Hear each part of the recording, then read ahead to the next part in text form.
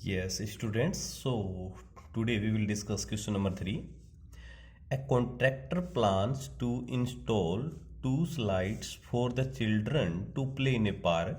For the children below the age of 5 years, she prefers to have a slide whose top is at high height of 1.5 meter and is inclined at an angle of 30 degree to the ground.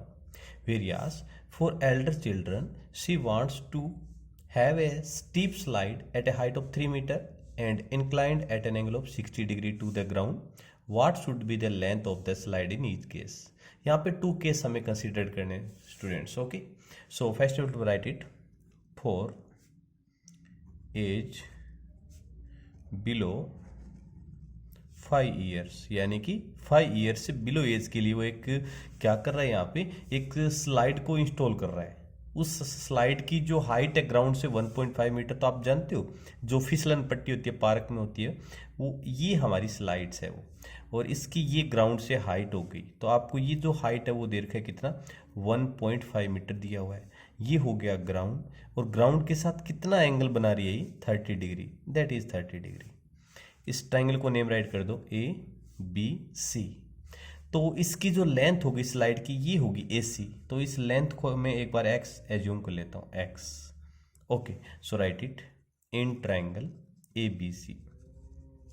Theta is 30 degree, so it's opposite side A B is perpendicular, B C base, A C hypotenuse. P हमें given है perpendicular, और hypotenuse हमें find out करना है. P upon H क्या होता है, sine theta. So write it sine theta की value 30 degree equal to perpendicular A B upon hypotenuse A सी.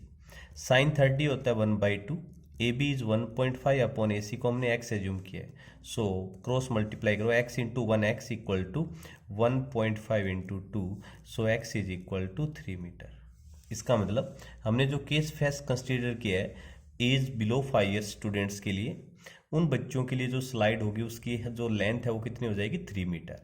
अब नीचे राइट कीजिए, for age above 5 years, above 5 years, तो उनकी जो स्लाइड होगी वो थोड़ी सी हाइट ज़्यादा है ग्राउंड से उसकी, इस तरह से. और ये ग्राउंड से हाइट हमें कितना देर का है उसने गिवन है क्वेश्चन में, 3 मीटर.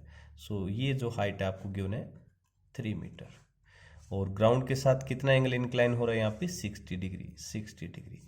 ये है स्लाइड की लेंथ, जिसको मैं वाई एज्यूम कर लेता हूँ एक बार. ट्राइंगल को नेम राइट कर दो पी क्यू आर.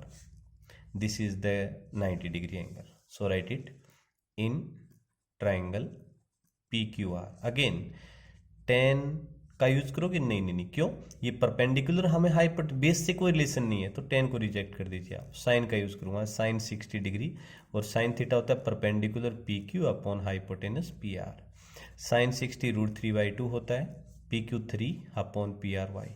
तो it becomes √3y equal to 3 2 जा 6. सो y की वैल्यू आएगी 6 अपॉन √3. और मैंने बोला था आपको जब भी डिनोमिनेटर में रूट आए उसका रेशनलाइजेशन करेंगे, √3 से मल्टीप्लाई कर दीजिए आप. सो y इक्वल टू आ जाएगा 6 √3 अपॉन √3 इंटू √3, 3 से 6 कैंसिल 2 टाइम्स. सो y की वैल्यू आ जाएगी 2√3 मीटर.